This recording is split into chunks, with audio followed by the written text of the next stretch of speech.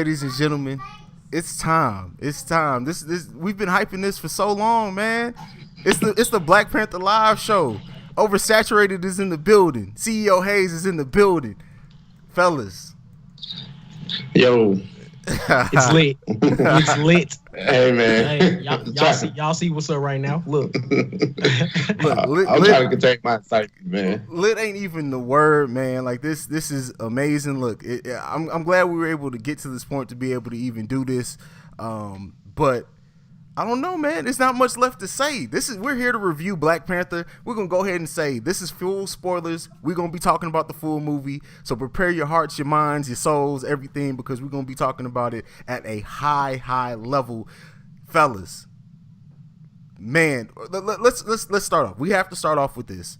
And that is that Wesley Snipes started to try to get a Black Panther movie together in the 90s. It did not come together. And I kind of understand it to a certain extent now, because it wouldn't have been done this way. And the way that the movie was done this time, it was so big for the culture. It was such an event, and the whole comic book movie world was ready for something like this. I gotta ask you boys, just what do you think about the movie? Just high level before we break it down, getting into it. And do you also believe and agree that now was the time for a movie like this to drop?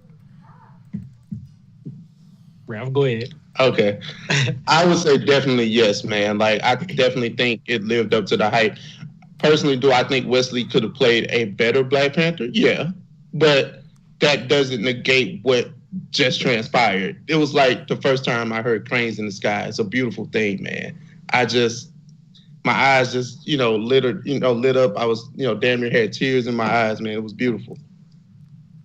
What about you, Johnny? Yeah, this movie was great. Do I think Wesley could have played a better Black Panther in his prime? Maybe. I'm not 100% sure, but maybe. But I love the movie. It could not have come at a better time, especially with the climate of the nation and all that good stuff. But the movie was great, man. The movie was great.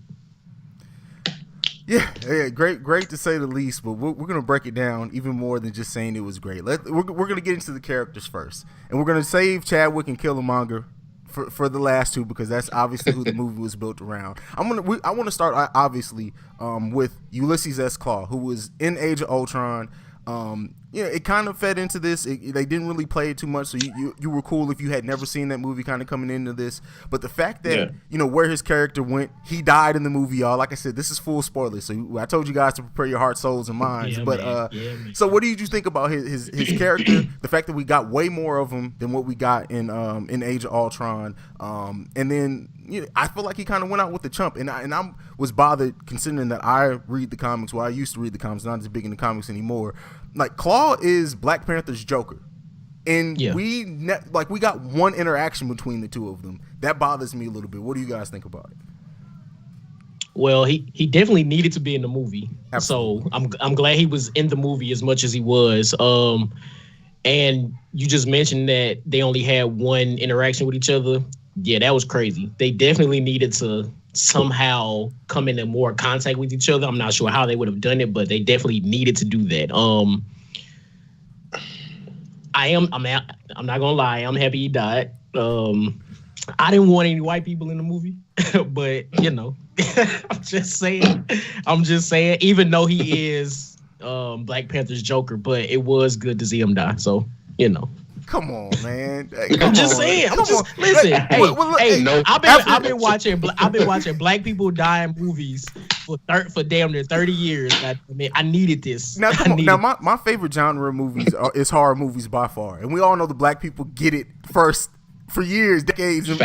But I mean, it's more so whether he was white or not. It's more so for me, like I said, the story possibilities that could have been used with Claw versus Black Panther that a large part of the audience is gonna not ever be able to do now or to take part in because he's dead. But Ralph, what are your thoughts on it? They don't care. I think we were definitely robbed when Claw died, because Andy Serkis and the way that he portrayed Claw is genius. Like, he's like that crazy, like you said, Joker. Like, I never heard that before because I don't really know the comic side of it, but like that charisma, like that craziness that he had, like just when he was chained up in the interrogation room, just singing songs and stuff like that. I love villains like that.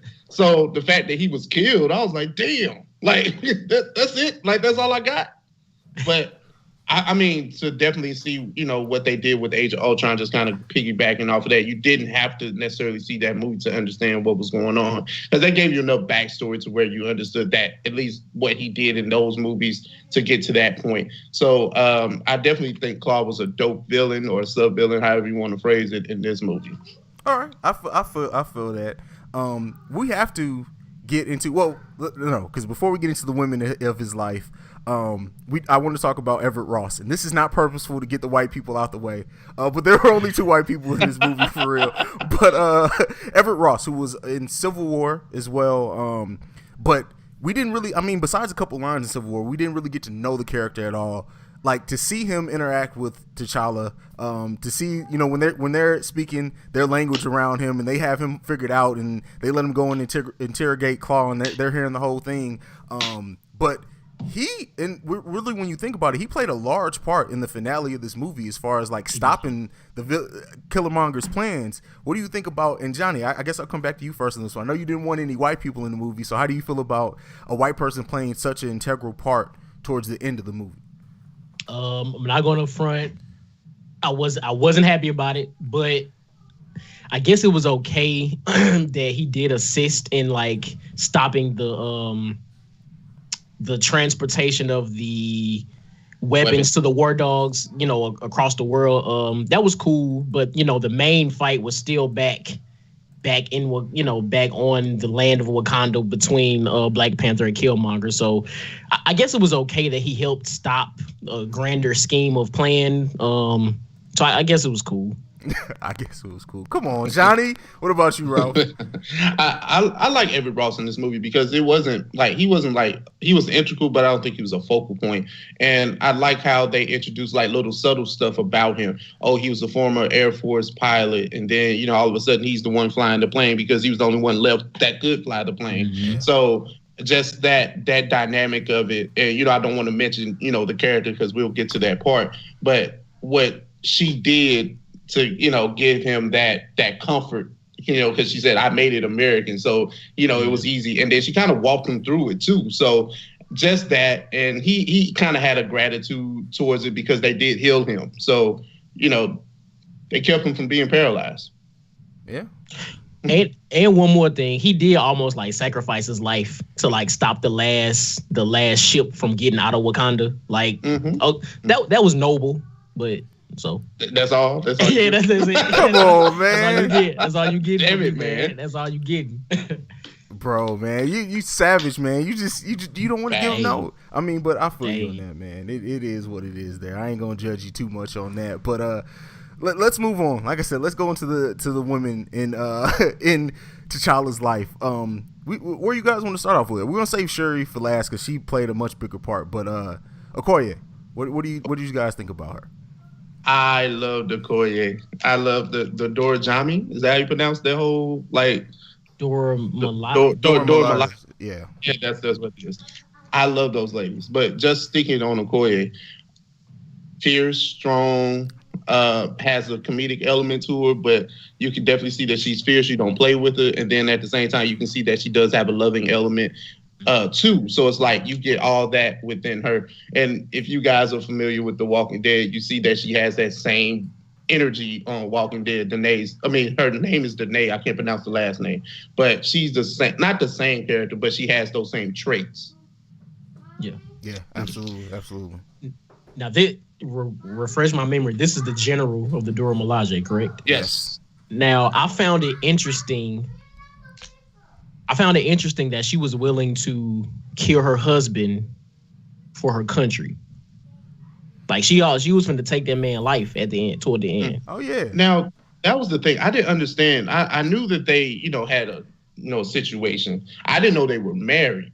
I figured. We're putting it together. They didn't say it outright in the movie if they were married. Yeah. Or not. Besides the line when T'Challa and her, my love, they they didn't really play much into. Matter of fact, they didn't even interact much. Like, besides a couple of looks, that is one of my problems with the movies, because that ending with those two, the fact that she was willing to kill him, would have been better served had we spent even a half a scene with those two, maybe at the end of the night, with them just sitting around talking about T'Challa taking over, or talking about what they think of his rule, or something would have done more for the characters. They kind of just threw in that one line, and then they wanted us to have an emotional reaction to him. That's one of my problems. I don't have many with the movie, but that is one of my problems with the movie. But what about the scene where Killmonger first became the king, and he sat on the throne, and was basically telling them the plan about getting the weapons out to the war dogs, and then they had the married couple had that exchange. Like,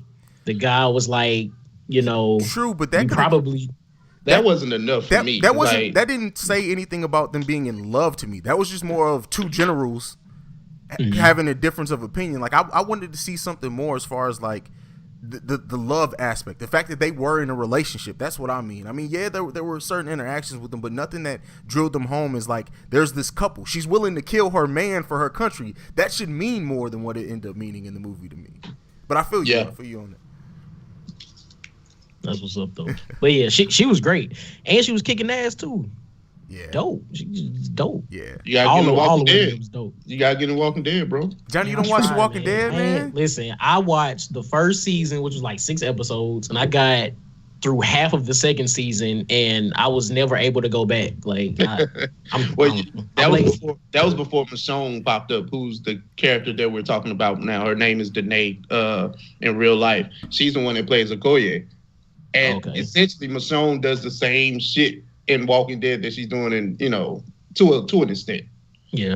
In Black Panther. Now, I will say, and this may be a troll, but they definitely could have put a better wig on her when they went to South Korea. Well, that was purposeful, I think, because it was to nail home the fact that she was uncomfortable with the wig on her head. I think that that's why they purposely had one that didn't look great on her. At least that's the way I took it. Maybe that's just me being hopeful.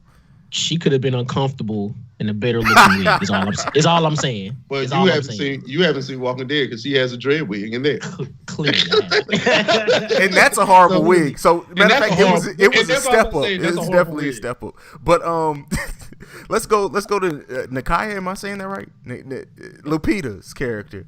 Nakia. Yeah, Nakia. Mm-hmm. The love of T'Challa's life. Like, the opening scene with T'Challa is all built around him saving her and wanting her to be at his crowning ceremony to become king. And I think that they did a better job with the love aspect with them, definitely, but it was the main character, so they kind of had to. Right. But her as a character, for someone who, she made sure to point out that she was not a Dora Milaje. She was not one of that army. But that end scene, she was giving Killmonger the business. Like, nobody else was able to hang with him at that point. And matter of fact, and this is what I love about the way that the women were depicted in this movie. Both Denai's character and Lupita's character, is that they are better fighters, just pure fighters, than T'Challa. Like, they even said that Okoye was the best fighter to come out of Wakanda, and I love the fact that they did that. And it's easy to make the man probably the best fighter, especially when he's king, but to have women that are right up there with him, possibly better than him, you got to give the hats off to him. But what did you think about Nakia's character? Johnny, we'll go first. Lupita is definitely bae after this movie. Like, if she wasn't before, she definitely is now. The fact that she was a spy, but she could fight, she spoke, I would assume, many different languages, even though we saw her speak English, Wakandan, I guess, and then Korean. She was amazing. Amazing. Yeah. I know that's bae, Ralph. Ralph, I know that's your bae. So go ahead. Yes, let's get into it. Let's sit back. Nakia is definitely bae. Like, I definitely wanted some dark chocolate sitting in that movie. Let me tell you, man, because it was 2 scenes in particular, and I hate to objectify, but just Lupita looked amazing. But the one scene, the casino scene, where she's coming down the steps with T'Challa, I was like, bruh, she looks bad. Like, in that dress and that hair, her hair, that was her hair too. I was like, woo. And the one scene where she was dancing on the boat where they was getting ready to do the crowning ceremony, it was real subtle. I don't know if people paid attention, but she was dancing on the boat. I was like, oh. Yes. Yes, but getting it. yes, but Nakia in this movie was great. The only thing that I kind of knocked, and it's not the character, it's just a plot point. Like, I understand that they were ex, but I just wanted a little bit more of their relationship, maybe why they broke up or why it didn't kind of work. I kind of understood, and I don't think they ever really got to it. Maybe you guys can tell me, but it just felt like they could explore why it didn't work a little bit more to see why they got to that point. Mm-hmm. That was my take from that. But Nakia as a character, she was badass though too. Well, see, in my opinion, I think that they kind of explain why they got. It's just that she did not want to be like she wanted to be out in the world doing something else. I think that was really it. I at least my take from the movie. I didn't get that they broke up because of anything one another did or something that's keeping them apart from like a difference of opinion. She just wanted to be out in the world, feeling like she's making a difference. So. But I more fleshing out, and that's going to be one of the things we definitely talk about with this movie, because this movie was what, 2 hours and like 15 minutes. It definitely and could have been longer. I don't say this many with this movie. That 2 hours and 15 minutes flew by. If they would have added another 30 minutes onto this movie, I probably wouldn't even felt it, man. No, not at all. I thought I read somewhere the first cut was like 4 hours. I need all that. I need all the extended scenes. I need the director. I need all that. You're right. I need all that, because it was a certain plot points that I felt like could have been expanded on, but we can get to that when we get to it. But I was just like, wow. Like, I mean, I enjoyed the movie for what it was, but it's just certain points that I was like, we could have, explored this a little bit more, or we could have cut this down some. But I ain't Ryan Coogler. Salute to you, bro. Like, salute to Ryan Coogler. Right. Man, we got to talk about him, because that dude has not made a bad movie yet. But the next lady that we got to talk about Shuri, T'Challa's 16-year-old sister running the science division. In the comics, she does become Black Panther eventually, and we'll Ralph, I don't know if you knew that or not, but we may touch on that, we may not. But as far as this movie, I love the fact that they felt like a brother and sister. They felt like big brother, little sister, without it being forced. Like some movies you see, when they want to make you feel that brother-sister dynamic, they'll force little lines in there, or just awkwardly, or they'll hate each other. Like that's the biggest way in movies to make a brother and sister combo, is to make them not really like each other. But here, they had that sibling rivalry, but she also loved her brother. He loved her. Yes. They had their handshake, like the little jokes about his shoes. Everything was on point. It was brother and sister. That's I have 6 sisters. That's what happens in brother sisters relationships. Ralph, what did you think about it? Shuri was dope. Like she stole virtually every scene and felt like she was in. And she commanded it because she was so intelligent about, the use of vibranium and the weapons. And she's pretty much like Alfred, or, his Batman or something like that. I'm trying to say it, but I can't say it right. But I was just like, she's dope. And the fact, like, back to that brother-sister thing, I like when she recorded him showing him how the suit worked. And he said, delete that after the suit fucked him up. But, I mean, Shuri, dope. Like, dope. I love her. She has to be, the way she was depicted in this movie, she has to be the smartest person in the Marvel Cinematic Universe. Yes. The smartest. Like smarter than Tony Stark, the Bruce smartest. Banner. Yeah, all of the cats. Like I love it. I love it. Like, it's freaking amazing. And I got a hot take about her. I don't know if I want to say this now, or should I wait till later? No, go ahead. Come on. All right, so I don't know if you guys or the viewers have seen the Infinity War Super Bowl commercial, right? Uh-huh. In that commercial, Tony Stark's Iron Man suit materializes on his body the same way T'Challa's suit did. Yes. I'm going to say, I don't know if this is true or not, but I'm going to say that Shuri either made or helped Tony Stark make his suit for Iron Man.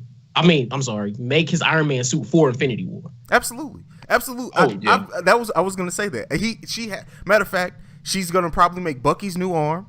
She's gonna make Iron Man a new suit. Oh, facts. Like, she's gonna make Cap's new shield. She's gonna make Cap's new shield. So, like, and the thing is they are positioning her seriously. And Johnny, you said in some conversations that we've had before as well, positioning her, especially now that she's an American based in that science division. Who's to say she doesn't become the Avengers' new science? Like all the tech. Think about it. There's been a lot of speculation that Tony Stark, whether he dies or just goes away, they're not going to be building the Avengers movies around him anymore. And this is part of what I have to say once we get to T'Challa. I think T'Challa is really set up to kind of be that new moral compass if Cap leaves as well for the Avengers.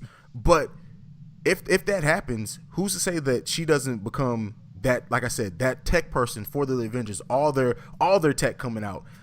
That's what I hope to see as well, because Shuri has to be the smartest person. Like uses. Go ahead. No, I was just saying Shuri has a lot of like breakout potential in this movie, and I just see her having a lot of crossover. And for the reasons that you guys stated, just the fact that she's so smart, she's the only one that know how to use the vibranium weapons. So it's just a lot. And I'm waiting on that first scene with her and Tony Stark. That's all I need. Like that's gold. That's gonna be gold. Whatever what else that is. Oh yeah, you know what else is crazy? She actually, because I don't think Tony Stark is going to be like after Avengers 4. I guess I don't think Tony Stark would be a factor in any of these movies anymore. She actually may become the new Iron Man, just in her own type suit. I don't see that happening. Now I'm not saying that I would be against it, but I just don't see it happening. I don't see them passing, only because they have already said Ty Simpkins, who played the little kid in the Iron Man 3, is in Avengers 4. He is in Avengers 4. If anybody gets handed that past that baton, I think it will be him, because him and Tony have that bond. And I think the kid is like 16 now in real life, so it could be something there. I wouldn't want to see her take over the Iron Man mantle, because of in the comics she does become Black Panther. I would like to see her at some point maybe even get a female or her own Black Panther suit, become White Cheetah, something. I would like to see her just be her own thing that represents her and her country, not just become Iron Man, Iron Woman. Like that's Tony's thing. I want to see her do something that is of Wakanda. Kill my dream, bro. That's what's up. No, I'm bullshitting. I ain't trying to kill no dreams, man. I'm definitely not trying to kill any dreams. I know, it's all good. Valid points, though. Valid points. So we got a question in our chat, and that is, who would win a fight, Black Panther or the Fonz? Man, Black Panther would kick the Fonz ass, man. Don't need that. Yeah, come on now, man. Happy Days? Yes. We're moving on. We're moving on. I love you, but we're moving on. So after talking about Shuri, we have to talk, before we talk any other character, because kind of its own character in this movie is the vibranium. Vibranium is all throughout this in Wakanda and everything. Like it's the basis point of the movie. I have a theory.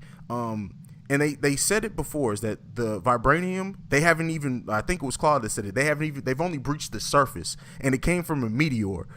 I want to say that meteor that landed, that's causing the heart-shaped herb and the vibranium, is the Soul Stone. They don't even know that they have an Infinity Stone underneath Wakanda. That's why Thanos is coming to Wakanda in Infinity War. And I think if you pay attention, that heart-shaped herb glows purple.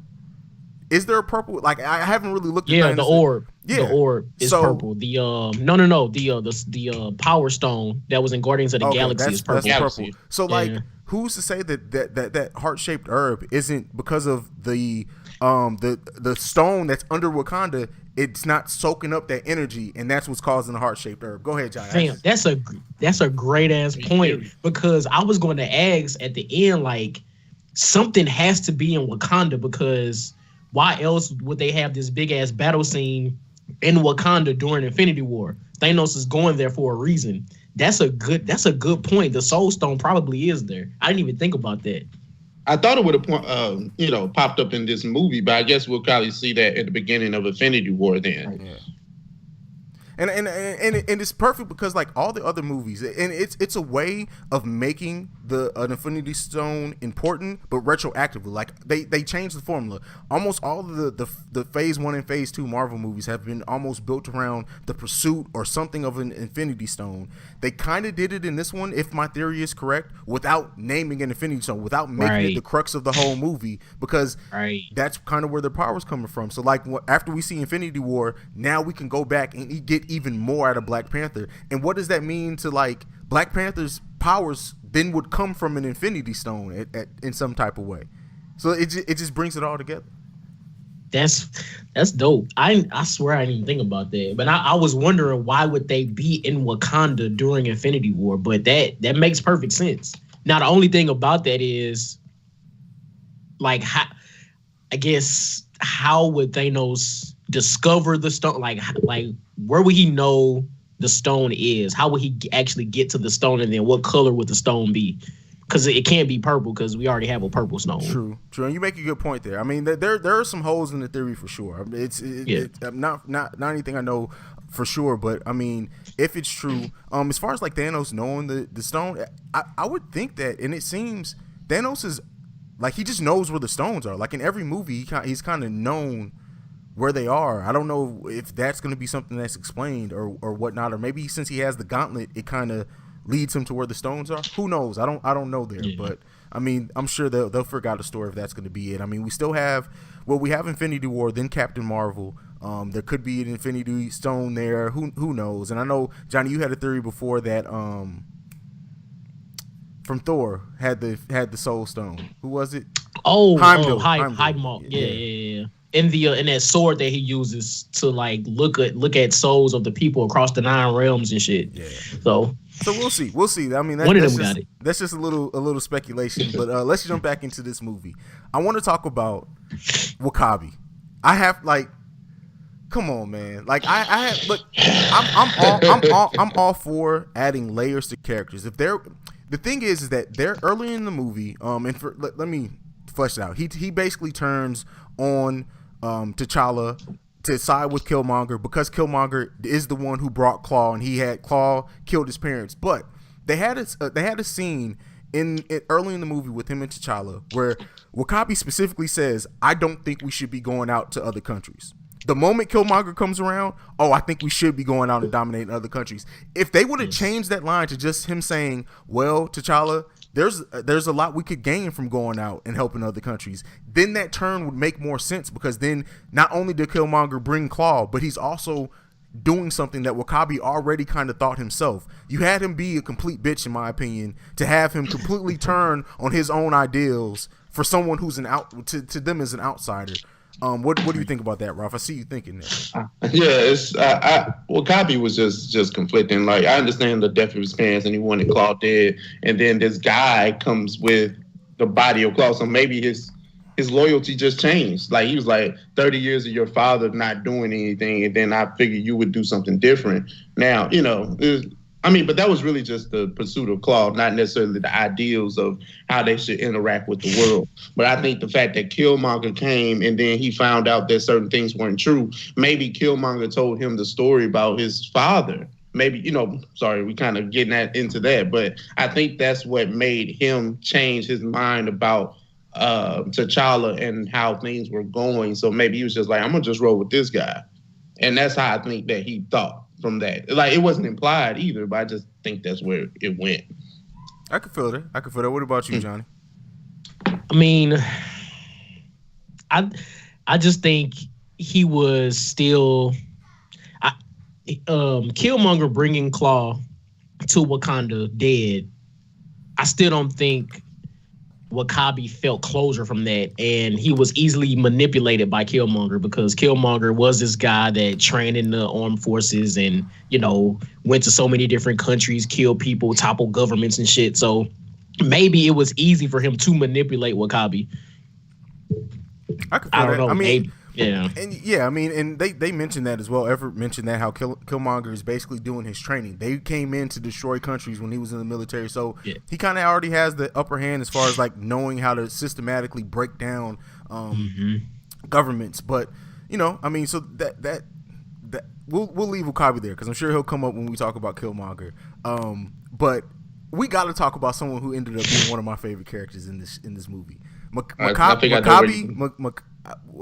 M'Baku. There you go. Yes. M'Baku. Yeah. Listen, I know what you're talking about. Listen here. He wasn't in the movie much at all, but when he showed up at the beginning of the movie, and fought T'Challa, they could have not had him show back up at all. But when he came back up, he found T'Challa, proved to be honorable because T'Challa spared his life. He saved T'Challa's life. Also said he would keep his mother safe. But the comedy, when him and when T'Challa's talking to his mom and his sister, and they're going through the plan, and he just randomly was like, "Are you finished? Are you done? Are you finished? Are you done? Are you done? Listen, and it was a perfect way to cut the tension and add some comedy without it feeling forced. But and then he showed up at the end of the movie, kind of saved the day against Wakabi's army there. But I really like this character, and I want to see more. Like, he got his spot. If you notice at the end of the movie, he's now in the inner circle. He's back in that circle of Wakanda's leadership. And he said before that there hadn't been a king of Wakanda who really showed up at their borders for centuries. So that means a lot. And the Water Tribe, which was Wakabi's tribe, was no longer represented. So however that dynamic changed, now we can have, and I always like to think about things going forward and how that changes, how they could possibly change and adapt. But now you have the possibility of not even the second movie, maybe the third movie, because Wakabi didn't die. Maybe his tribe is coming for T'Challa now because of what happened. But let's get back to Makabu's character. Like, the guy was great to me. Ralph, what did you think? First of all, man, the barbers in Wakanda are lit, man. You see that man cut, man? Like, his beard in it. I was like, I see you in Baku. They shaping him up with all right, baby beard. This man, but he talked about, but I actually kind of agree with what he was saying. He was like, this technology is making y'all soft. Like, like I get what he was saying. Like, at the beginning of the movie, I was like, they dropped a few nuggets here and there, throughout the movie. But M'Baku's character was, like a great addition. And I think he's in Infinity War too. I think I read that somewhere. I can see that. Obviously, they're fighting in Wakanda. But M'Baku was, dope, man. This big black dude, just big, muscular, just, running shit, wrecking stuff, man. And they barked. So I understand, they are, I guess, like the ape tribe and all that. And I understand they're trying to make the ape noises, but man, they sounded like they were barking dogs. Like, well, I just look at the primitive, like the more primitive tribe of the Wakandans, because at the movie, beginning of the movie, they described, this one tribe went to the mountains. So I was like, oh, okay. And then when they show up, they're the most primitive of them all. So I was like, oh. They still had electricity though. Yeah, they definitely had lights. They definitely had electricity. Yeah, for sure. But yeah, so and let's segue. Let's talk about, before we get to the last two characters, I want to talk about a couple of things. I want to talk about how beautiful this fucking movie was. Like, this movie was and the thing, it's the subtlety. So this movie was set in Africa, and they were a way more technological, advanced society, but even their ships looked very African. Like, if you would think of like how Africans would design an advanced aircraft, it looked like that. Like, when it expanded, it looked like African. And like I said, the Wakanda itself, all the Panther coming out of his area, and then also Makabu's tribe, and this movie was beautifully shot. I think Ryan Coogler, hats back off to him. Like, everything about this movie was just gorgeous and beautiful. Johnny, what did you think? I 100% agree.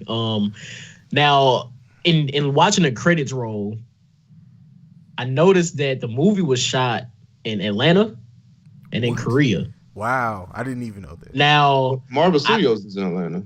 Right. Mm-hmm. So, like, where did they get these beautiful ass Serengeti shots and shit from? Like, maybe they just went and like just recorded some shit. I don't know. But I know most of the movie may have been CGI, which, whatever. But I found it interesting that it was only shot in Atlanta and Korea. So, but other than that, I guess what they had, the CGI in most places, was beautiful. So I loved it. Yeah, I got some issues with the CGI that we'll get to, especially in some certain areas. But Ralph, what do you think about how the movie was shot and everything? Oh, the movie was beautiful as far as like it being shot. There was like one or two scenes where I was like, the CGI just not really rocking with. But I'll tell you, the most beautiful scene to me was when T'Challa first got off the plane. The ship, and like he's getting ready to do they're doing the ceremony. Oh yeah. For the crowning ceremony. So I thought like that view, I was like, woo! Like I enjoyed that. Like just his view of everybody in Wakanda looking down at him, and it was a celebration, and then Challenge Day and all that stuff. So it was cool, man. I enjoyed that, and the fight sequences. Ooh. We'll talk about that next. Okay. We'll talk about that next. So I gotta ask you, Ralph, you're the lord of the jig in this circle right here. How many times did you dance during this movie? Because I know you felt yourself doing it. I know you did it a couple of times, man. Africa. I was ready, man. Like, especially like when I think definitely like they're getting ready to go to the celebration or whatnot. Everybody's festive. Everybody's on the boats. Everybody's jamming, living. I was like, ooh, they could have had me on there. Like, but I enjoyed it, man. It was beautiful to see that. Yeah. Facts.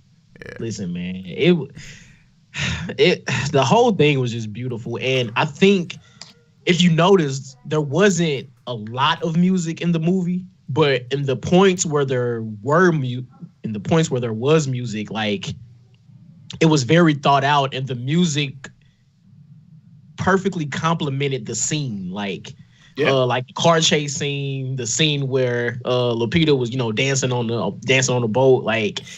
The music complemented the specific scenes so perfectly, and it was great. Did you guys notice that, like, when they did like cutaways to different countries, like the opening scene in Oakland, you heard Oakland, hip hop. Yes. Like when you go to UK, you hear British. Like in Africa, you heard African hip hop. Yes. I was like, they clowning me. That's right what now. I'm saying. Like that's crazy. And, like when and they playing at the beginning, they were playing Too Short, right? Yeah. Like. And that goes to Coogler. Like, I'm attributing that 100% to Coogler, because if you pay attention to his movies, the music in all of his movies is very poignant, and it highlights the scene. Like, sometimes, because there's not much score, and for people who don't realize or know the difference between a movie's score and the soundtrack, the score is specific orchestra music that's made for the movie to highlight scenes, whereas the soundtrack is traditional music, rap, whatever. But it wasn't much score in this movie, but the way that they use the music, the rap, like everything about it highlighted the scenes. It made you feel like you were a part of what was going on in that scene. Go ahead, Ralph. Like the Weeknd song when they walked into the casino, like perfectly placed, right? Yes. I was like, yeah. Like, I was like, you can actually feel like they're playing that song in that casino. Maybe they will be, in Korea. I'm not sure, but I just like how they did that. I was like, that was beautiful. Yeah. What do you think about anything left to say about the music, Johnny?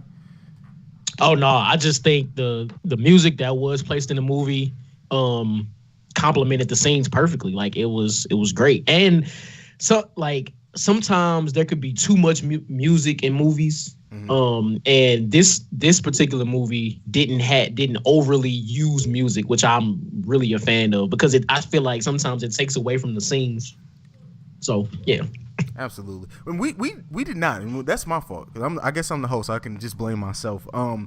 We talked about the ladies in T'Challa's life, and we forgot to mention Queen Angela Bassett. Like, and I'm not even talking about the queen from the movie. Angela Bassett is a queen in real life of Hollywood. Let's talk about Angela Bassett and the fact that she has not aged in 25 years. Like she has not aged at all. Is she like 60 something? She's 60. I think she just turned 60. Listen. That's a beautiful woman. Let me just say that. I'm gonna leave it at that. I'm gonna just leave it at that, man. Now, for a lot of the people not to be traditional Africans, I think that with their accents, it didn't seem forced. Because you've heard people force accents before; they don't sound too authentic. But even with like Chadwick or Michael had American, he was American, so he don't count. But right. Like Wakabi or Okoye or Zuri. Zuri had a dope accent. Forrest is straight African American. I won't say, Thank you. 100%. Right. Listen, Forrest in this movie, man. He had, I think he was only in 2, maybe 3 scenes. He was in the opening scene with the ceremony, the fight. He was in the scene where T'Challa gets the heart-shaped herb after that fight, and he was in the scene with Michael B. Jordan, where he died. He had to get the big reveal from Zuri as well, too. Mm-hmm. Oh yeah, you're right about that. So he had a pivotal part. He just wasn't in it much time, and that again, I attribute that to the director. This cast had almost all of Black Hollywood in it, but it didn't feel like there were too many characters. Considering this was an origin movie, usually when you have this many characters in the first time getting to know the main character movie, it feels forced. It feels overwhelmed. They used all of these characters extremely well, to the point to where everyone played their part, and it didn't seem like they just shoehorned Zuri in because he was Forrest Whitaker. He legitimately had a part to play in this movie. What do you think about that, Ralph? Oh yeah, Zuri didn't feel forced. Like he was, he was the the OG or however. I'm not sure what his actual title was, but I enjoyed his character, what he provided. unfortunately his death. But I didn't enjoy it, but I just hate that it happened.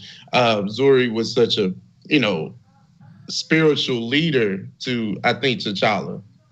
Yeah. Or uncle figure or however, but he looked up to him. So I hate to see him go, but he was very pivotal to this movie, though. And even in the beginning, the beginning opening credits of the movie. Yeah, and that was played by. I'm sorry, I did not look up who played the younger version of Zuri, but Denzel Whitaker. He played. That was Denzel Whitaker. He played his son in Great Debaters. Wait, that was Denzel Whitaker? Oh, he didn't get old. Like, I haven't seen Denzel Whitaker since the Great Debaters. I know. Man. He's like 27, 28 now. Wow. But y'all know what else was crazy? My bad, sidebar. But the guy that played the young T'Chaka, that played the Black Panther at the beginning of the movie, that's actually the real life son of the guy that played the older T'Chaka. Did y'all know that? Oh, really? That makes sense. Yeah, that's good. I found that out today, actually. So, I love it when they do that in the movies because he did look like him, so it makes a lot of sense there. But yeah, him being a double agent and playing a role in why Michael. So he played a pivotal role in the creation of the villain. When you think about it, the fact that he was spying on Killmonger's father helped create Killmonger ultimately. And that transitions into what we're talking about next. We got to talk about the villain of this movie, man. One of the best Marvel villains, and I want to say everything that's going on. And listen, I understand he's probably one of the best black villains of all time. But let's stop the blasphemy saying that Killmonger was a better villain than Heath Ledger's Joker. It's just not. It's not true. It's not facts at all. Those are not facts. I understand it. I'm sorry for anyone who takes offense to it, but I'm sorry. That's just not facts. We can be pro-black all day, but we can't take away from one of the best cinematic villains of all time, especially in comic book movies. So I'm just saying. Yeah, it's like Heath Ledger's Joker didn't have a plan. His plan was chaos. That was his plan. He had no overall plan. At least Killmonger had a plan. Exactly. At least he had an overall goal. and I want to stop. I don't mean to stop the progress, but we just crossed 100 viewers. Shouts out! I got it. Everyone who's watched this, listen. When we came into this, we did not know how this would be perceived. How many people we would have watching this? We just crossed 100 people who have seen this video. So that hats off to you guys. I want to thank shouts out to all y'all. Everyone who's retweeting it, and we've had people retweet this that didn't even follow at least me beforehand. So I want to give shouts out and hats off to all you guys for promoting this. Hopefully. We're doing a good job of what we came to do here, but let's get back into it now. Killmonger as a villain. I want to say that the fact that you could understand why he wanted to do what he wanted to do, it was just the means that he was going through. Like, first of all, the guy's father was murdered. His legacy was taken away by his uncle, who was king. His uncle's son then takes over. Like, the thing is, and they mentioned in the movie, Everett Ross does a good job of mentioning this in the movie, him coming to Wakanda when he did was strategic. He was waiting for a change in who was king, because that's when the government was most. This guy, he was smart. He trained his whole life to this moment, and I've heard seen a lot of things on Twitter of people saying, well, Killmonger beat T'Challa's ass, basically. Who's to say that T'Challa's good? Listen, when you are focused and your whole life was built around one moment, and you get to that moment, you don't fail. If that's your sole focus, everything he did was to get to that moment. He was not going to fail in that moment. All right, I got to turn over the reins. I'm sure we'll still be talking about it. Johnny, Killmonger, man. Killmonger mentioned that he's been training for that his entire life. He killed people in Afghanistan. He killed people in Iraq. He killed people, his own brothers and sisters, as he put it, on that very continent. Like, he literally told T'Challa, I trained my entire life for this, and I'm not going to lose to you, fam. I'm not. Now, of course, where he messed up, he just threw him off. He didn't actually kill him. Exactly. He should have killed him. And I guess I'm surprised he made that mistake. Of course, it's for the movie or whatever, but like, I'm surprised he made that mistake that he didn't see that he was dead before he threw him off. But anyway, Killmonger was a great villain, an excellent villain. Definitely not better than Heath Ledger's Joker, but for the purposes of this film, he was a great villain. And I know y'all disagree with this, but I think it was a good thing that he died at the end of this movie. We'll get into that. That's gonna be a whole part of the conversation by itself. We'll get into that. But Ralph, so piggybacking off what Johnny said, what did you think about Killmonger as the villain? Oh, Killmonger was great, man. Like I enjoyed that, Ryan Coogler found a way to incorporate him from Oakland, because my research shows that he was Harlem, like Killmonger was in Harlem in the comics. So Coogler knowing Oakland, you make him Oakland. So I get it. You know what I'm saying? But it made sense in the grand scheme of things. I just wish that we had a little bit more time with Killmonger to understand why he got that way. But that can be like something within his own thing. Like to understand how he got to that point, but he was very badass. He was dope. I enjoyed. He had a grill. He had the fade. Listen, the gold teeth, man. It was very. He was very bottom. The two golds at the bottom, man. 2 golds. Yeah. I enjoyed that, man. And like you said, like this was pretty much like a Rocky Clubber Lang situation, right? You got somebody that's hungry that really wants it. Like they trained their whole life for this. You comfortable. You've been here. You from a position of privilege. Like T'Challa's a prince. Like, not to say that he doesn't work hard, doesn't train hard, but this is a you took my daddy's there. Like I've been using that my whole life to motivate me to get to here. So you didn't want smoke with Killmonger. Yeah, y'all should have said the challenge should have waited a few weeks. Yes, it should have waited a few weeks. He needed time. but you know what? Honestly, and the thing with this is, and this is where it's good to have villains that are layered. If Killmonger wasn't so fueled by his hate and his search for vengeance, he could have probably came to T'Challa and said, "Look, I'm your cousin. You don't know what happened," and T'Challa would have welcomed him with open arms. Like. And that's something I have to say about T'Challa. Like, he's been shown to be one of the most compassionate people in probably the whole Marvel Cinematic Universe, to even go back to Civil War.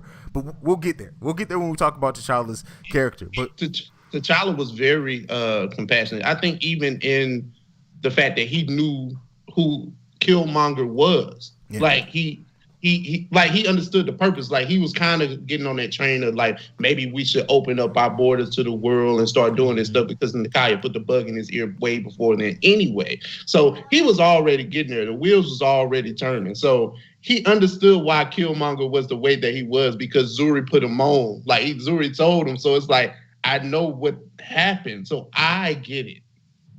Right. Yeah. And I think it leads more credence to Killmonger's whole plot, that at the end of the movie, T'Challa does open their borders. Now, he doesn't do it in war like Killmonger wanted to do, but he does make a point now to go out and help the world and help people, not just their people as Killmonger wanted to do, but help more people with their technology. And that's kind of what Killmonger wanted to do it in force, whereas T'Challa's doing it in peace. But still, the overall goal of what he was doing, a big part of what the villain's goal was very noble in a sense. Yeah. I mean, I guess you get. I mean, like, seriously. I know.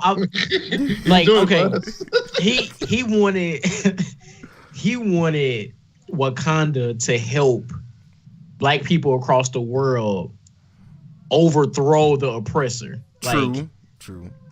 Like that's what he ultimately wanted. He wanted Wakanda to rule the world, basically. That's what he wanted.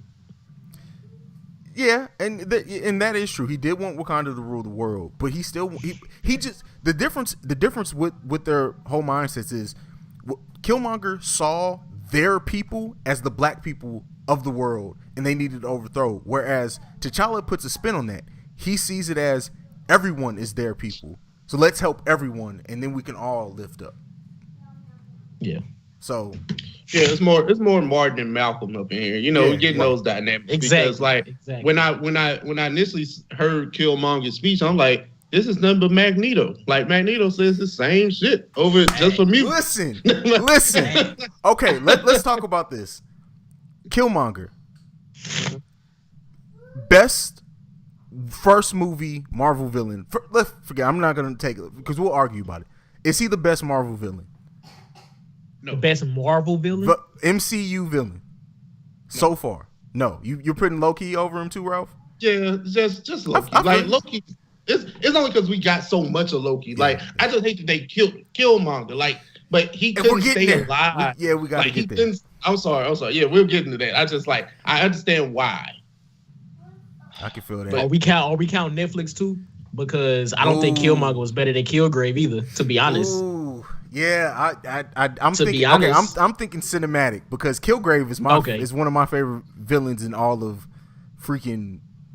Yeah, we can talk about that. We'll talk about that. We can talk about that. We gotta get there. But so MCU, where does Killmonger rank for you? I'm trying to think about other villains. Like he's okay. Is he better than Zemo? Is he better than Civil War? Zemo. He's very similar to Zemo when you think about it, but he was smarter. Yeah. Zemo, but the thing with Zemo is we got a glimpse of why Zemo was the way he was. All we know in Black Panther was that Black Panther killed his daddy. His uncle killed his dad. Yeah. His uncle killed his dad. Yeah, I'm sorry. I don't know what the hell I just said, but yeah, like. But I mean, at the same time with Zemo, technically the Avengers killed his son. So like, or killed his family? Kind of the same because all Killmonger had was his dad. He had build up to what Zemo was doing, like just little strategic stuff, like a whole movie. The whole movie, like right. I think with Killmonger, it's just like. He helped Claw do what he needed to do. He broke him out of jail, and then he shows up in Wakanda. That's essentially what happened, right? Yeah. Like that was my the little issues that I had with the movie. Little. Like they could damn think about it like this. It could be argued that he never would have gotten Wakanda had he not killed Claw. Oh, facts. Yeah, he wouldn't have. Yeah.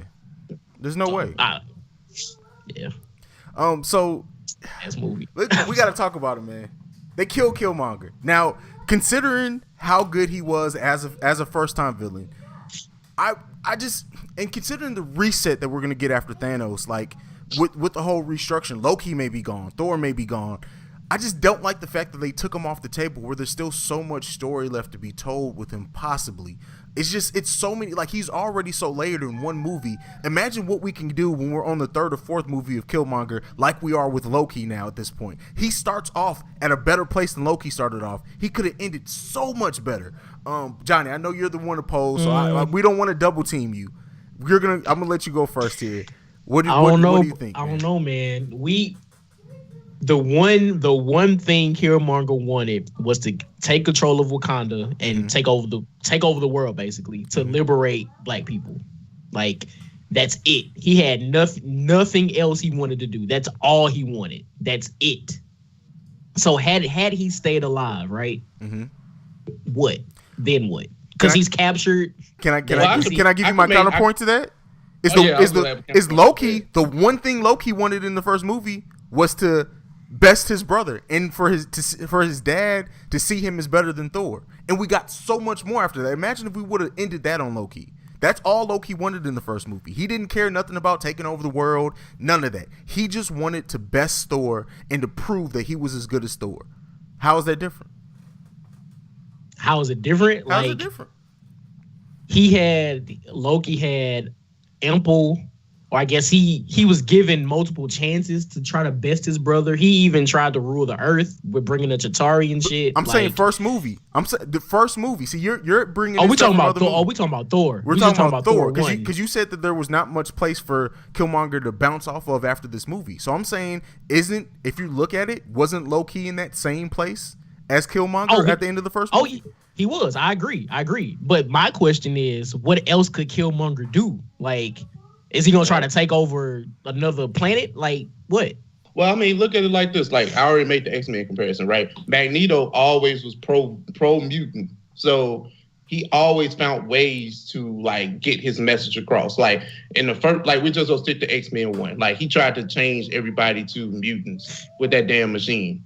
Right. That was the first thing. But throughout the movies, like even throughout the whole X-Men franchise, Magneto was like the main villain throughout most of them. True. So it's kind of like it was the same thing with Magneto. It was like us against them. And that's what Killmonger could have provided, because it's always us against them. Like it's always that. And especially now look at this, especially now that Wakanda is out in the world at the end of this movie.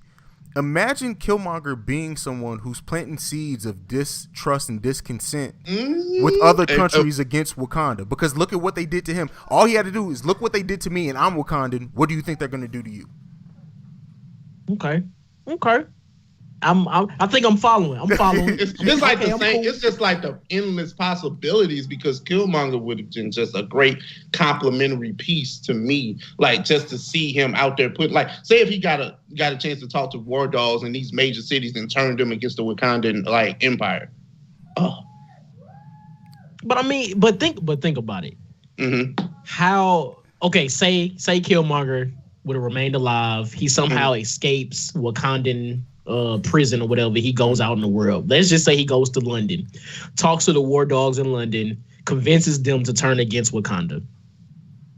They don't have nearly as much firepower as Wakanda does. Here's the thing. How would they even go about it? They don't have to overtly just all of a sudden turn against Wakanda. Imagine this.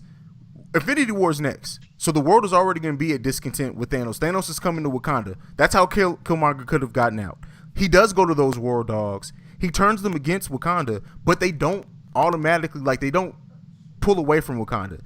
They could have been like Hydra, where they're really loyal to Killmonger, but they're still technically working for Wakanda.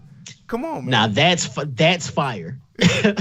That is fire. And like I said, that wouldn't even have to come with the second Black Panther movie. This is something that you would necessarily not even maybe they'll plant seeds to where T'Challa's like, oh, I think there's someone turning our war dogs against us. You don't know until the third movie that it's Killmonger the whole time, and now he's turned half the war dogs against T'Challa, and now they're going to war. Hell Hydra. No, I'm bullshitting. But that's dope though. That's okay. All right, y'all convinced me. Goddamn. I'm happy now. Oh, okay. Another sidebar, and this is completely random. And this is, I guess, a tie to Doctor Strange. I don't know. But do y'all remember right when they were about to start sending weapons out to the war dogs in London, Hong Kong, and New York? Mm-hmm. Those are the same cities where there are sanctums in Doctor Strange. I didn't think about that. Oh, I see what you did there. Yeah. So I just want to throw that out there. Planting those Infinity War seeds, man. Yeah, I feel pretty that, much. Man. But let's move on. We got to talk about it. The hero of this movie. There's a lot of heroes in this movie because, like I said, the women in this movie are as much as played into a part of the ending of it as T'Challa did. But what are we saying about young Chadwick Boseman here? What are we saying about King T'Challa? What's going on? Chadwick is a legend, but to just stick to this movie here. Chadwick did an amazing job, I think. Just with the acting and it shows that he struggled with being a king and a superhero, like a newly crowned king that just lost his father, and he's dealing with all the emotions of that. Not really understanding how to lead, how to be a king, and looking for answers from a man that's not there anymore. So, and then he struggles with, still being a Black Panther, still trying to, find love with Zuri. Nakia, I'm sorry. So I'm just I'm blown away at what he had to deal with and how he had to overcome that. And then you have a distant cousin that comes kicks your ass. Not even distant. That's his cousin. After you find out your dad, after you find out your dad killed your uncle, everybody lied to you. So the way that you were brought up is completely a lie. So now you have to retrain your way of thinking. Yes. So now that you retooled your way of thinking, let's move forward. And he dealt with all that in adversity, in real adversity. Everything around him was crumbling. So I enjoyed it. We basically saw him become his own man in this movie. Yeah, through the course of learning about certain events. The shit was crazy. He damn near died because his dad killed his uncle. Yeah. That's wild. That's wild. And for the sins of your father, man. Exactly. Well, that's one of the oldest things in film is paying for the sins of your father. And this movie is it has so many parallels. You can parallel this to mobster movies. You can parallel this to something of Norse mythology with Thor. So many layers to this movie. They pulled everything off right, but I can't say enough about T'Challa. He was a great character. Chadwick, that rural African thing, he played it perfectly. Everything about it, like the action scenes, everything. But we got to get ready to get into our hot takes. Before we get into our hot takes, I said we were going to talk about the fight scenes. Mm-hmm. The fight scenes in this movie were amazing. And I want to say this is that the fact that they paced this movie perfectly to where like you would get a talking scene or a long story segment, then it would pick up with action. It would die back down. They'll give a little more story elements, pick back up with action. There was like 4 or 5 action scenes in this movie, not all long, but it served the purpose of the movie. It kept you engaged. That's part of the reason why the runtime didn't feel as long as what it was. And I could have used another 30 minutes of it. But what did you guys think about the action scenes? And then we're going to get into our hot takes before we end. For me, that I can think of right now, the dopest action scene was like the car chase. Yes. I agree. Yeah. Like the car chase was dope. And again, going back to Shuri, like she is so smart. Like, how do you create some device that you put on a car that you can remotely control from another part of the world? Like that, and you can see what's going that shit is amazing. And the fucking car was made out of vibranium. Like, come on, man. That's dope. That's just dope to me. That car chase was dope. Yeah. But no, I definitely agree with Johnny. Like, I enjoyed the car chase scene as well. Like, especially like where he had to turn the car. Oh yeah. That was, I was like, woo. And then, when they blew the car up, he ran up the building and everything. It was crazy. And then like when he grabbed Claw, like you can feel the emotion coming from him, just saying like every breath you take is mercy. It's mercy. Like, I was like, bro, talk that shit. Yes. Talk to him. So I enjoyed like that dynamic. I mean that whole car chasing, but every even the last war scene. Boss battle, however you want to phrase it, that was dope. Not even the fight between like T'Challa and Killmonger, but just like that last fight scene, like the Dora Milaje and what they had to do. Like they started like ganging up on Killmonger. She was like, "Oh no, y'all go handle them. And then she did the 4 people stayed behind. I thought that was so dope. I was like, oh yeah, like just like how they were so uniform. Oh, bro, it was amazing. Yeah, man, fucking amazing. Another thing. My bad. Go ahead. No, go ahead, John. Oh, in that final boss battle, when Black Panther took down that Rhino, the Rhino had a vibranium horn, which is fucking crazy. But when Black Panther took down the Rhino, I think that was like a page directly out of one of the comics. I can't remember like which issue or whatever, but that was an ode to the comic book, so I thought that was dope too. Yeah, I mean the fight scenes were layered as well. That last battle was great. But we're gonna use that to transition into some hot takes, man. And my hot take, I'm sorry, I'm gonna leave this one off. The CGI in this movie at certain points was trash. Like I'm sorry, it was trash. Like the whole when they're both in their suits, like certain. And the thing is they created these beautiful suits. Like when you see them and it's really them in the suits, it looks great. But when it was CGI, completely computer generated creatures fighting against each other, it didn't quite get to where I wanted to get it. It I don't know, man. I had issues with the CGI in certain points. Not throughout. Most of the CGI in the movie, I want to say most of the CGI was on point, but in certain fight scenes, the CGI bothered me some. Go ahead, Johnny. What you got to say? I was gonna say the very last shot of T'Challa and Killmonger when T'Challa took Killmonger on that cliff to watch the sunset. That's the CGI of their suits. Completely trash. Completely trash. So yeah, I had to throw that out there. Like the ancestral plane when he went to meet his father for the last time, or at least the last time in this movie. That looked trash. I was like, oh. And real quick, did y'all notice the ancestral planes are different? Like Killmonger's ancestral plane took him back to the apartment in Oakland or the high rise in Oakland. I thought that was interesting because the way you look at it is like, my ancestral plane looks different from you because of my upbringing. Like, I didn't grow up in Africa, so I don't have this plane, or this tree with panthers to talk to me. I have to go back to this project in Oakland or this high rise in Oakland, and that's where my father had conversations with me. And I think part of that too was because his father wasn't buried properly. He wasn't brought back to be buried in Wakanda, so that's where his lenient. That's where he died. Yeah. So that's without a great ass point. Without that proper burial, that's what completely ruined kind of their bloodline. So now when he goes back to that plane to talk to his aunt, because it's to talk to your ancestors, that's where he was buried at. So just imagine that had Killmonger known that, like, how come I ain't go back to this place? He'd have been even more mad. Let me ask you this: like, do you think at the beginning of the movie when they told the story, was that Njobu talking to young Killmonger or young Eric? I believe so.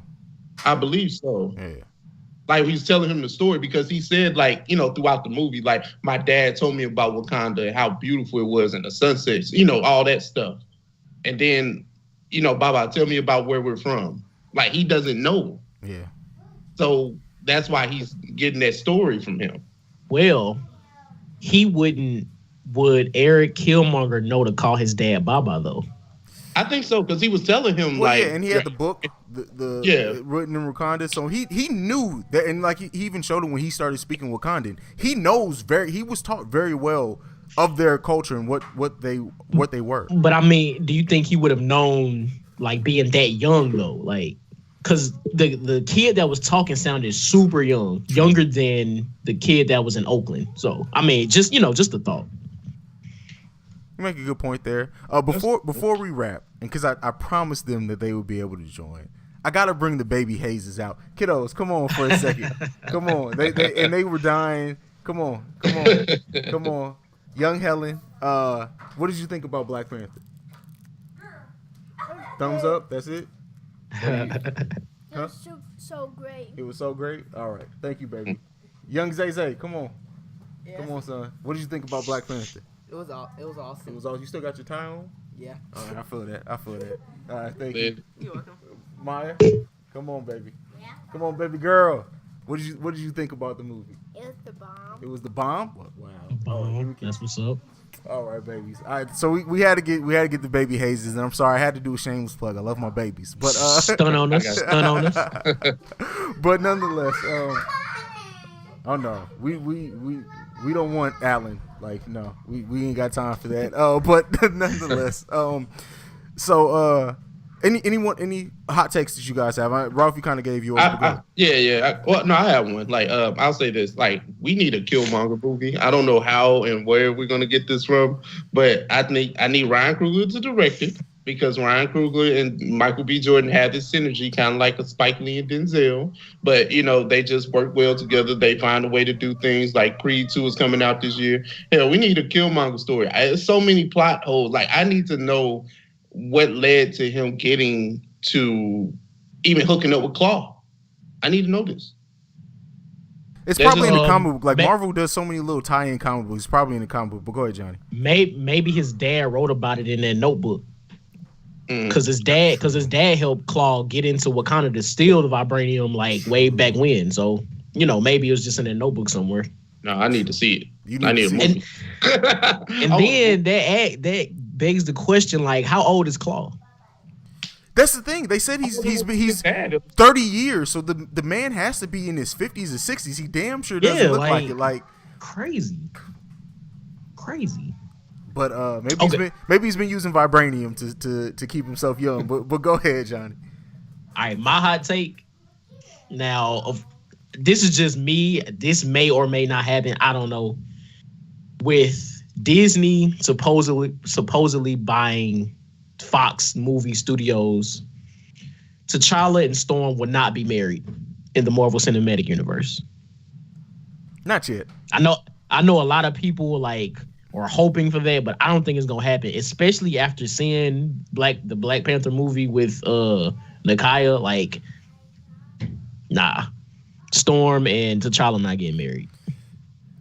I don't think it's gonna happen. Yeah, it's probably not gonna happen. But I mean, they've given us such a dope character in Nakia that I wouldn't even be mad at it for real. Yeah. So, I mean, my other hot take was Shuri making Iron Man suit, but y'all just glossed over it. Like, but yeah, I mean, for sure, man. I mean, Oh, okay. One more question. I'm done. Okay. Do y'all think that Spider-Man: Homecoming and the Black Panther movie events happen at the same time, like during the same time frame? Because both of these movies take place directly after Civil War. It's possible. That's possible. Yeah. Yeah. I just like the connection. Yeah. So yeah. we got to before we depart, we got to give some ratings. We have to, and I mean I know, okay. and I kind of hate boiling down to a number because watch or listen to the whole review. You kind of just get our vibe from the film from that. But people like numbers, so let's quantify the numbers. Johnny, 1 through 10, what are you giving this movie? 1 through 10. I'm going to say, God damn it, I didn't even think about it, but I'm going to say 7.5. All right, 7.5. Ralph. Yeah, I'm thinking about 8, and that's not to like one up Johnny or anything, but my reasoning for that is just I just don't think the movie was perfect. Like I think there are plot holes. I think there are glaring plot holes in it, and not to mention the CGI issues, right? So I just think that with some of those things, that negates it from being like a full blown 10. But I still enjoy it. I still think the plot was good, but I think there were some points that could have been expounded on more. And I'm honestly surprised that Johnny's was in the 7s. I was expecting at least 8s, 9.5, but I got to give it a 9. Like I'm sorry, and it's not even because of it being black led. It's not because it's Black Panther. Like just as a movie, I enjoyed this movie so much, and I'm someone who enjoys good villains. Like I love good villains, and Killmonger was such a good villain. It was automatically going to be high for me. So yeah, I'm giving it a 9. So yeah, everyone, let us know what you think about it. We're getting ready to go ahead and plug our social medias and where you can find us. Listen, wait, what am I doing? We got a huge announcement. We got 2 huge announcements. The first one, before we go, the first announcement is that The Awakened Soul has joined Urban Mogul. And dude, air horn. Urban Mogul Life, which is a huge platform. It's great. I'm excited to work with a lot of those guys as well. I'm excited for all the possibilities that are coming up. We're finna do it big. I've been working on The Awakened Soul for so long, and to have someone who heard it, liked it as much, and wants me to be a part of what they're going on, that was huge. But that's a personal thing. Be on the lookout for that. I tweeted out my logo now with the UML stamp, so we're officially familiar over there. But something that's more personal to the people who are on this panel. I need a drum roll. Can we listen? Anyone who's listened to either Oversaturated or The Awakened Soul knows that we've worked together several times. We work together well with brothers. Everything, like I support everything they do. Oversaturated is legit my favorite podcast. And so I love working with these guys. So we decided to join something together. We're gonna do a joint project called The Breaks Radio. The Breaks stand for be real, excel as kings should. So and it's not gonna be nothing weekly necessarily, but it's going to be something where we join together and we're gonna do it. It's gonna be live, YouTube. We're gonna be everywhere with The Breaks Radio, and it's gonna be big for the culture. We're all 3 well-rounded guys with TV, music, film, pop culture, everything, and it's going to be a little different than what you get on our podcast itself, because it's going to be the 3 of us, and there's going to be times where we agree, there's going to be times where we don't agree, but I'm so excited for that venture as well, man. What do you guys think about it? Hey man, I'm excited, man. It's a joy to like, me and Johnny definitely started on this journey together, but to gain another brother in this podcast stuff, man, it's beautiful, man. So we're excited, man. This joint venture is gonna be dope, man. Listen, man, 2018 is the year of litness. So, hey, like, and I used to hate that word, but I'm adopting it because it just describes how exciting shit is. Like the fact that, me and Ralph been doing podcasts for almost a year, and we've collaborated with CEO so many times. It's like, it would make sense for us just to combine and do something completely new and fresh for people to consume, because we click well. All 3 of us click well. So we hope everybody enjoys what we are about to bring to the masses. So I'm excited about it. Yeah. It's finna be lit, man. And yeah, I don't really like using lit either, but there's almost no other way to describe it. It's definitely finna be man. lit. But before we go ahead and go and turn off this live, let's go ahead and plug all of our social media and everything. First, Ralph, you go first, man. Tell everyone where they can find you. Find me at the Mind of Ralph, all one word, on Instagram, Twitter. I don't know why, it's Snapchat. The Mind of Ralph, and then Johnny, you got the OverSat stuff, right, too, bro? Yeah. All right. So y'all go follow me personally on Twitter at JON2_ and the letter B, and then y'all have to follow the podcast social media pages, and that's OverSaturated the podcast. So Instagram, we're Oversat the podcast. Twitter, Oversat podcast, and our email is oversatpodcast@gmail.com. And all of our episodes, all of our merch, our bios are on our website, oversatthepod.com.